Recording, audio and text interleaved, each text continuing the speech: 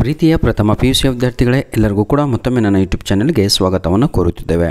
ಈ ಒಂದು video special ಆಗಿ ನಮ್ಮ ಕಾಮರ್ಸ್ ವಿದ್ಯಾರ್ಥಿಗಳಿಗೂ ಹಾಗೂ ಆರ್ಟ್ಸ್ ವಿದ್ಯಾರ್ಥಿಗಳಿಗಾಗಿರುತ್ತೆ.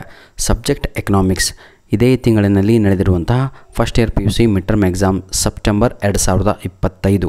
ಇದು ಲಾಸ್ಟ್ ಇಯರ್ ಕ್ವಶನ್ ಪೇಪರ್ ಅಲ್ಲ ಕಣ್ರಿ, ಇದೇ ವರ್ಷದ್ದು. ಅಂದರೆ ಯಾವ ಲೆವೆಲಿಗೆ ನಿಮ್ಮ ಮಿಡ್ ಟರ್ಮ್ ಎಕ್ಸಾಮ್ಗೆ ಹೆಲ್ಪ್ ಆಗುತ್ತೆ ಅಂತ ತಾವುಗಳು ಊಹೆಯನ್ನು ಮಾಡಿಕೊಳ್ಳಬಹುದಾಗಿದೆ.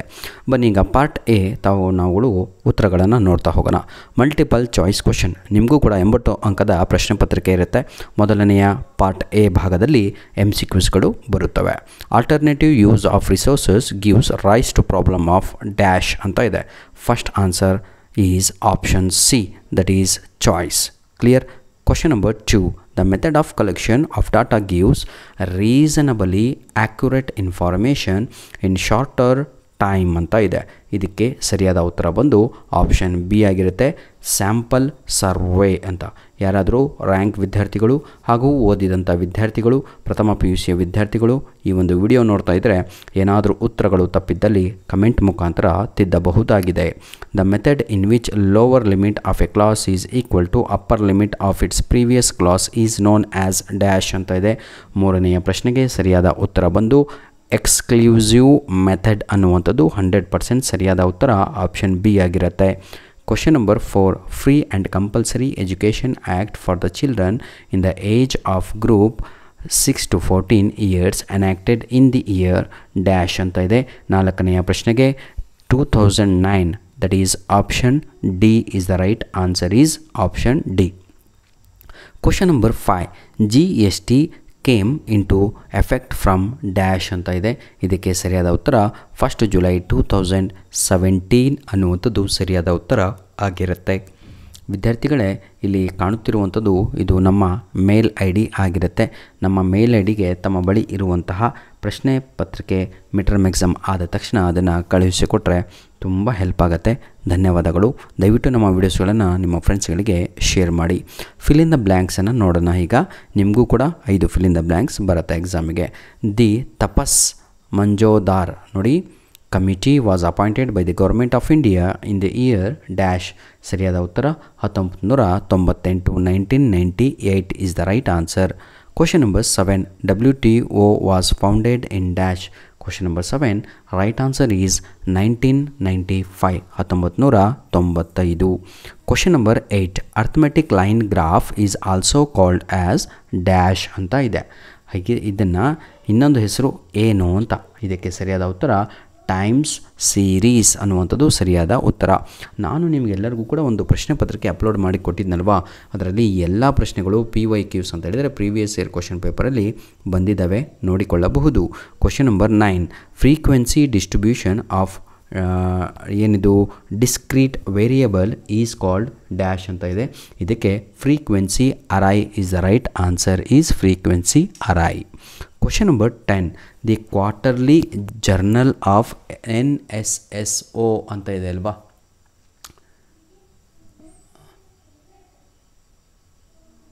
Is called dash. ಇದಕ್ಕೆ ಸರಿಯಾದ ಉತ್ತರ ಏನ್ರಿ ಇದು,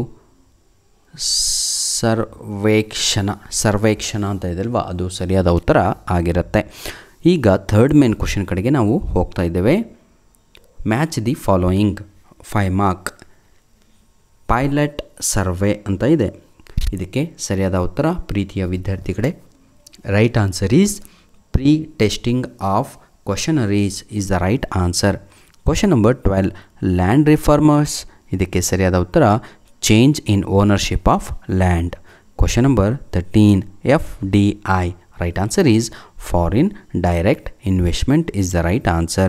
Question number 14. Social medicine. Right answer is health literacy is the right answer. Question number 15. Gender equality.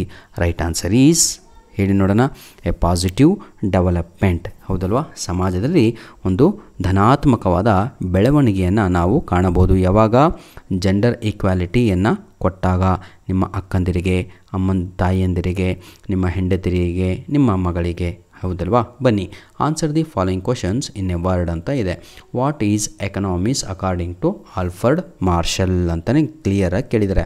ಬರೇ ವಾಟ್ ಈಸ್ ಎಕನಾಮಿಕ್ಸ್ ಅಂತ ಬರೆದ್ರೆ ನಿಮಗೆ ಅಲ್ಲಿ ಅಂಕಗಳು ಸಿಗಲ್ಲ. Each question carries 1 mark.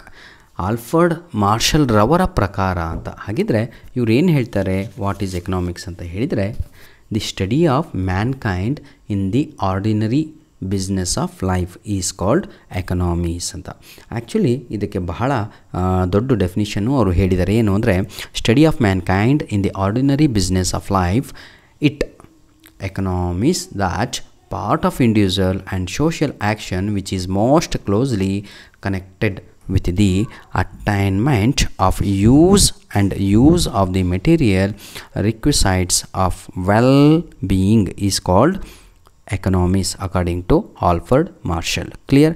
Sir ಇಷ್ಟು ಕೊಂಡು ಬರೆದ್ರೆ ಅಂಕಗಳು ಕೊಡ್ತಾರೆ ನೋಡ್ರೋ, 1 ವರ್ಡ್ ಬರೆದ್ರೂ ಮಾರ್ಕ್ಸ್ ಅಂಕಗಳು ಕೊಡಬೇಕು, ಅಥವಾ 1 ಲೈನು ಅಥವಾ 2 ಲೈನು, ಆದರೆ ಆನ್ಸರ್ ಸಂಪೂರ್ಣವಾಗಿ ಇರಬೇಕು. For example question number 17 NSSO expand ಅಂತ ಕೊಟ್ಟಿದ್ದಾರೆ. ಇದಕ್ಕಿರೋದೇ 1 ಲೈನು, ನಾನು 4 ಲೈನ್ ಬರಿತೀನಿ ಅಂದರೆ ಮೂರ್ಖರಾಗ್ತೀರಾ ನೀವು. ಯಾಕೆಂದರೆ ನ್ಯಾಷನಲ್ ಸ್ಯಾಂಪಲ್ ಸರ್ವೆ ಆರ್ಗನೈಸೇಷನ್ ಇಷ್ಟು ಬಿಟ್ಟರೆ ಯಾವ ಬೇರೆ ಉತ್ತರಗಳು ಎಲ್ಲ ತಪ್ಪಾಗತ್ತೆ. This is the right answer.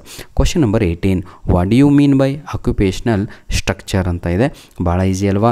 ನೋಡಿ, ಆಕ್ಯುಪೇಷನಲ್ ಸ್ಟ್ರಕ್ಚರ್ ಅಂತ ಹೇಳಿದರೆ the distribution of the workforce in different economic sector is called occupational sector. The distribution of the workforce in different economic sector. ಆಯಿತಾ? Question number 19 what is outsourcing ಅಂತ ಇದೆ.